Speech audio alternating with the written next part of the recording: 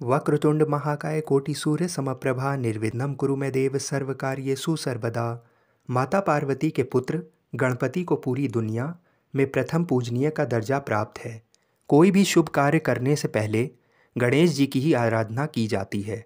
गणेश जी संकट मोचन विघ्नहर्ता हैं। कहते हैं किसी भी परेशानी तकलीफ संकट में इनकी आराधना करने से परेशानियों का अंत हो जाता है। गणेश जी का व्रत बहुत फलदायी होता है। ये हर चतुर्थी को रखा जाता है। हिंदू पंचांग के अनुसार महीने में 2 चतुर्थी आती हैं, एक विनायकी चतुर्थी, दूसरी संकष्टी चतुर्थी। हर महीने के शुक्ल पक्ष के चौथे दिन विनायक चतुर्थी आती है एवं हर महीने के कृष्ण पक्ष के चौथे दिन संकष्टी चतुर्थी आती है। श्री गणेश का जन्म भाद्रपद शुक्ल पक्ष की चतुर्थी के दिन हुआ था, इसलिए इनके जन्म दिवस को व्रत कर श्री गणेश जन्मोत्सव के रूप में मनाया जाता है। जिस वर्ष में ये व्रत रविवार और मंगलवार के दिन का होता है, उस वर्ष इस व्रत को महाचतुर्थी व्रत कहा जाता है। इस व्रत को करने की विधि भी श्री गणेश के अन्य व्रतों के समान ही सरल है। गणेश चतुर्थी व्रत प्रत्येक मास में कृष्ण पक्ष की चतुर्थी में किया जाता है, पर इस व्रत की ये विशेषता है कि ये व्रत सिद्धि विनायक श्री गणेश के जन्म दिवस के दिन किया जाता है। सभी 12 चतुर्थियों में माघ, श्रावण, भाद्रपद और मार्गशीर्ष माह में पड़ने वाली चतुर्थी का व्रत करना विशेष कल्याणकारी होता है। इस वर्ष मार्च माह में पड़ने वाली विनायक चतुर्थी का व्रत 6 तारीख को किया जाएगा। व्रत के दिन उपवासक को प्रातः काल में जल्द उठना चाहिए। सूर्योदय से पूर्व उठकर स्नान और अन्य नित्य कर्म कर सारे घर को गंगा जल से शुद्ध कर लेना चाहिए। स्नान करने के लिए भी अगर सफ़ेद तिलों के घोल को जल में मिलाकर स्नान किया जाता है तो शुभ रहता है। प्रातः श्री गणेश की पूजा करने के बाद दोपहर में गणेश जी के बीज मंत्र ओम गंग गणपतिये नमः का जप करना विशेष फलदायी होता है। इसके पश्चात भगवान श्री गणेश धूप, दूर्वा, दीप, पुष्प, नैवेद्य व जल आदि से पूजन करना चाहिए और भगवान श्री गणेश को लाल वस्त्र धारण कराने चाहिए। अगर ये संभव ना हो तो लाल वस्त्र का दान करना चाहिए। इस दिन भगवान श्री गणेश को पीले फूलों की माला अवश्य चढ़ाएं। सूर्योदय के पहले उठकर स्नान कर लें। इस दिन पूरा दिन का उपवास रखा जाता है। शाम की पूजा के बाद भोजन ग्रहण करते हैं। स्नान के बाद गणेश जी की पूजा आराधना करें। गणेश जी के मंत्र का उच्चारण करें। पूरा दिन बिना पानी व खाने का उपवास रखा जाता है। जो ये कठिन उपवास नहीं कर सकता है वह दिन में फलाहार कर सकता है। शाम को चंद्रोदय के बाद पूजा की जाती है।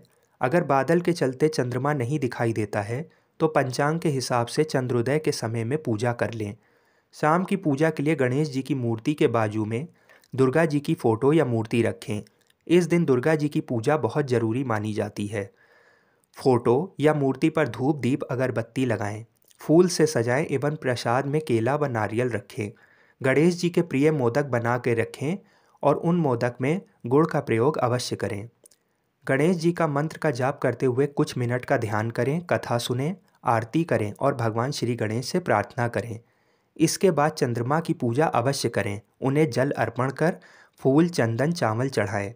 पूजा समाप्ति के बाद प्रसाद सबको वितरित किया जाता है और गरीबों को दान भी अवश्य करें। काशी के पंचांग के अनुसार चतुर्थी तिथि 5 मार्च को रात 8:37 से लेकर 6 मार्च को रात 9:14 तक रहेगी।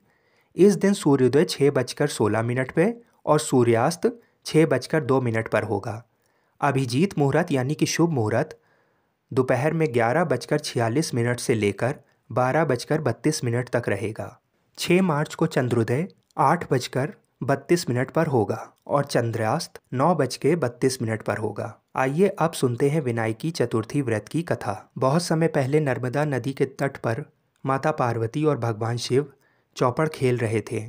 विजेता का फैसला करने के लिए भगवान शिव ने एक पुतला बनाया और उसे जीवित कर दिया। भगवान शिव ने उस बालक को यह आदेश दिया कि वह विजेता का फैसला करेगा। इसके बाद माता पार्वती और भगवान शिव चौपड़ खेलने में व्यस्त हो गए। माता पार्वती और भगवान शिव के बीच 3 बार चौपड़ का खेल हुआ, जिसमें माता पार्वती तीनों बार विजयी हुई।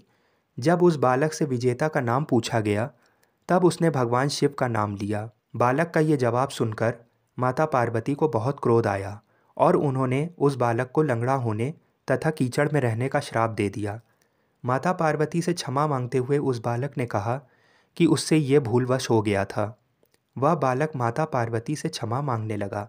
श्राप से मुक्त होने के लिए माता पार्वती ने उसे बताया कि यहाँ नाग कन्याएं भगवान श्री गणेश की पूजा करने के लिए आएंगी। तब उनके कहे अनुसार तुम्हें गणेश व्रत करना। व्रत करने से तुम्हें अपने श्राप से मुक्ति मिल जाएगी। वह बालक करीब 1 साल तक इस श्राप से जूझता रहा। 1 साल बाद भगवान गणेश की पूजा करने के लिए नाग कन्याएं आईं। उस बालक ने उनसे गणेश व्रत की विधि पूछी और 21 दिन लगातार सच्चे मन से भगवान गणेश का व्रत और पूजा करने लगा। बालक की सच्ची श्रद्धा देखकर भगवान गणपति ने उसे दर्शन दिया और उससे वरदान मांगने को कहा।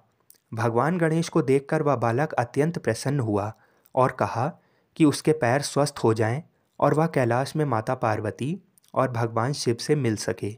भगवान गणेश ने उसकी इच्छाओं को पूरा कर दिया। वह बालक ठीक होने के बाद कैलाश पहुंचा, जहां उसे भगवान शिव मिले।